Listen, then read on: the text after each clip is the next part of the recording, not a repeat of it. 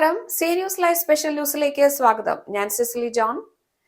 ആശങ്കകൾക്ക് വിട നൽകി 5 ആഴ്ചത്തെ ആശുപത്രി വാസത്തിന് ശേഷം ഫ്രാൻസിസ് മാർപ്പാപ്പ ഞായറാഴ്ച ആശുപത്രി വിട്ടു. അന്ന് തന്നെ ജെമല്ലി ആശുപത്രിയിലെ ജനാലയ്ക്കരികിലെത്തിയ മാർപ്പാപ്പ അവിടെ കൂടിയിരുന്ന 3000-ഓളം ആളുകളെ കൈവീശി അഭിവാദ്യം ചെയ്യുകയും ആശീർവദിക്കുകയും ചെയ്തു.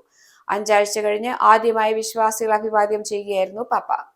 വർണ്ണാഭമായ പൂക്കളും വെൽക്കം ഹോം പോസ്റ്ററുകളും ഉയർത്തിക്കാട്ടിയാണ് ജനങ്ങൾ മാർപ്പാപ്പയുടെ അഭിവാദനത്തോട് പ്രതികരിച്ചത്.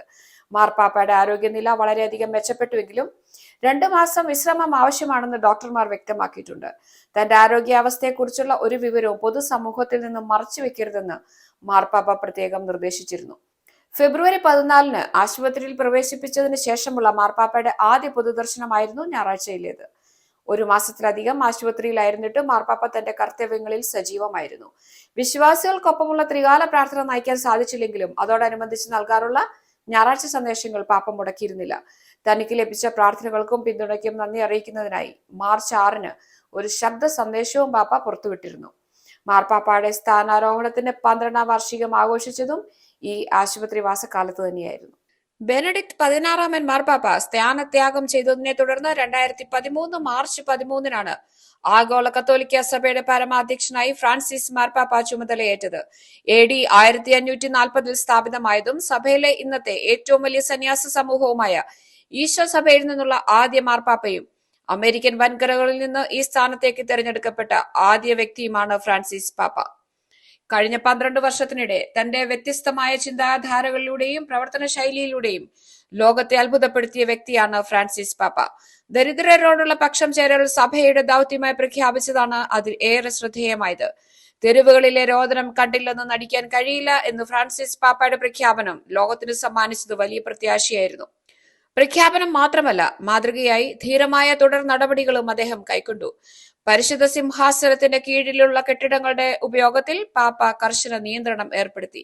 ദരിദ്രർക്കായുള്ള സേവനങ്ങൾക്ക് കൂടുതൽ പണം കണ്ടെത്തുന്നതിനും സഭയുടെ സുഗമമായ പ്രവർത്തനങ്ങൾക്കുമായി കർദിനാൾമാർ, ഡിക്കാസ്റ്റികളുടെ പ്രസിഡന്റുമാർ, സെക്രട്ടറിമാർ, അണ്ടർ സെക്രട്ടറിമാർ തുടങ്ങിയ ഉന്നത വ്യക്തികൾക്ക് നൽകി വന്ന പ്രത്യേക സൗജന്യങ്ങൾ നിർത്തലാക്കുകയും ചെയ്തു.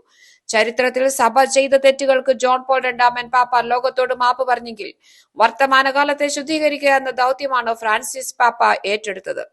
കുട്ടികളോടും സ്ത്രീകളോടുമുള്ള പ്രത്യേക പരിഗണന എടുത്തു പറയേണ്ടതാണ്. സ്ത്രീകളെ മാറ്റി നിർത്തിയാൽ മാനവകുലത്തിന്റെ പാതിശക്തിയെ മാറ്റി നിർത്തുന്നത് പോലെയാണെന്ന് പാപ്പ പറഞ്ഞിരുന്നു. സ്ത്രീകളുടെ തുല്യതയ്ക്കും സ്ത്രീകളെയും കുട്ടികളെയും പീഡിപ്പിക്കുന്നതിനെതിരെയും അദ്ദേഹം പലപ്പോഴും ശബ്ദമുയർത്തിയിട്ടുണ്ട്. കഴിഞ്ഞ 12 വർഷത്തിനിടെ 60-ലധികം അന്താരാഷ്ട്ര യാത്രകളാണ് പാപ്പ നടത്തിയത്. ഏറ്റവും കൂടുതൽ അന്താരാഷ്ട്ര യാത്രകൾ നടത്തിയ മാർപ്പാപ്പയായി ഫ്രാൻസിസ് മാർപ്പാപ്പ. 2000 വർഷത്തെ ക്രിസ്തീയ ചരിത്രം നിലനിൽക്കുന്ന അബ്രഹാമിന്റെ ജന്മനാട് നിലനിൽക്കുന്ന ഇറാഖിലേക്ക് ചരിത്രപ്രസിദ്ധമായ ഒരു സന്ദർശനം 2021 മാർച്ച് മാസത്തിൽ ഫ്രാൻസിസ് മാർപ്പാപ്പ നടത്തി. ഇറാഖ് സന്ദർശിച്ച ആദ്യ മാർപ്പാപ്പ എന്ന നിലയിൽ അവിടെ പീഡ അനുഭവിക്കുന്ന ക്രിസ്തീയ സമൂഹത്തിന് വലിയ ആശ്വാസമേകുന്നതായിരുന്നു ഫ്രാൻസിസ് പാപ്പയുടെ സന്ദർശനം. അന്ന് ഇറാഖിന്റെ മണ്ണിൽ ചവിട്ടി നിന്നുകൊണ്ട് ദൈവത്തിന്റെ പേരിൽ സഹോദരങ്ങളെ കൊന്നെടുക്കുന്നത് ന്യായീകരിക്കാനാവില്ല എന്ന് സധൈര്യം പ്രഖ്യാപിച്ചത് ലോകമെങ്ങും ശ്രദ്ധിക്കപ്പെട്ടു.